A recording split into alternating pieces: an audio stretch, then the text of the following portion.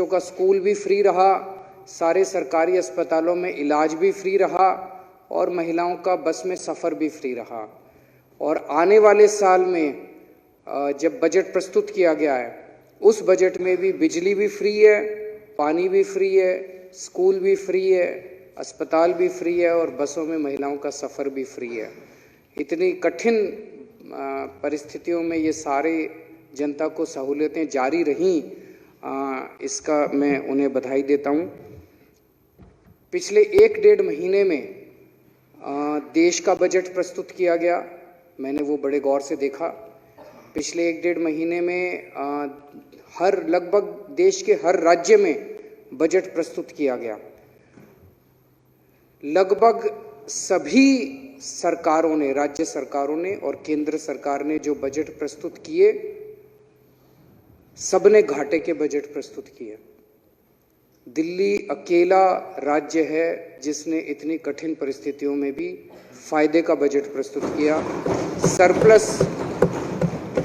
Surplus budget प्रस्तुत किया, घाटे का बजट प्रस्तुत नहीं किया। ये भी अपने एक बहुत बड़ी बात है। इस बजट को देशभक्ति बजट बोला गया। आज हमारा देश आज़ादी के 75 साल मना रहा है, बड़ी धूमधाम से मना रहा है और इस 75वें साल में इस बजट के ज़रिए पूरी कोशिश की गई है कि अगले 1 साल दिल्ली के कण-कण के अंदर देशभक्ति की भावना होगी, हर जगह देशभक्ति की भावना होगी और कई सारे कार्यक्रमों के आयोजन और कई सारे नई चीज़ें शुरू की जाएंगी। इस दौरान स्कूलों के अंदर देशभक्ति पाठ्यक्रम शुरू किया जाएगा। ये पहली बार हो रहा है।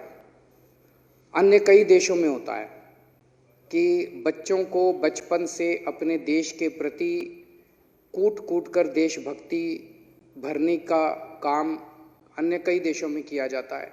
हमारे देश के अंदर हमारे पाठ्यक्रम में मैं समझता हूँ ये एक कमी थी, जो इस वर्ष से दिल्ली राज्य में ये कमी पूरी की जाएगी और बच्चों के अंदर देशभक्ति की भावना भरी जाएगी। इसी बजट में कहा गया कि हम दिल्ली में जगह जगह 500 जगह हम लोग बड़े बड़े तिरंगे लगाएंगे, तिरंगे फहराएंगे। सरकार बड़े बड़े तिरंगे फहराएगी। ये बहुत ही शानदार कदम है। जब भी हम तिरंगा देखते हैं तो हमारा मन देशभक्ति से ओतप्रोत हो जाता है। जब भी हम तिरंगा देखते हैं तो अंदर खुद ब खुद मन बोल उठता है, भारत माता की जय। जब भी हम तिरंगा देखते हैं तो हमें अपनी भारत माता की याद आती है और बॉर्डर में लड़ते हुए सैनिक जो हमारे लिए शहीद हो रहे हैं, उनकी तस्वीर हमारे सामने आ जाती है।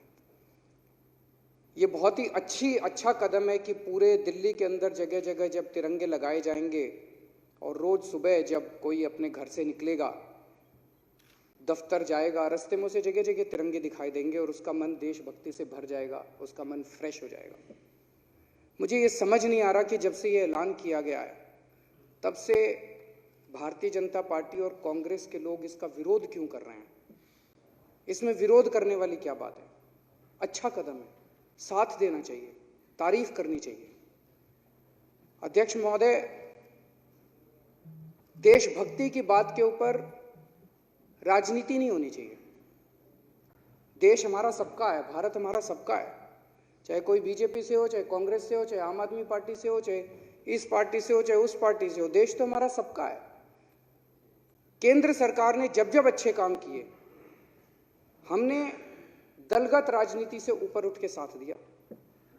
मुझे याद है 2014 में प्रधानमंत्री जी ने स्वच्छ भारत का ऐलान किया था। मैं खुद झाड़ू लेके एक झुग्गी बस्ती के अंदर सफाई करने गया था, स्वच्छ भारत में पार्टिसिपेट करने के लिए। मुझे याद है जब उन्होंने योगा का कार्यक्रम अनाउंस किया था, मैं खुद अपनी चटाई लेके इंडिया गेट गया था योगा करने के लिए, ये सारे गए थे।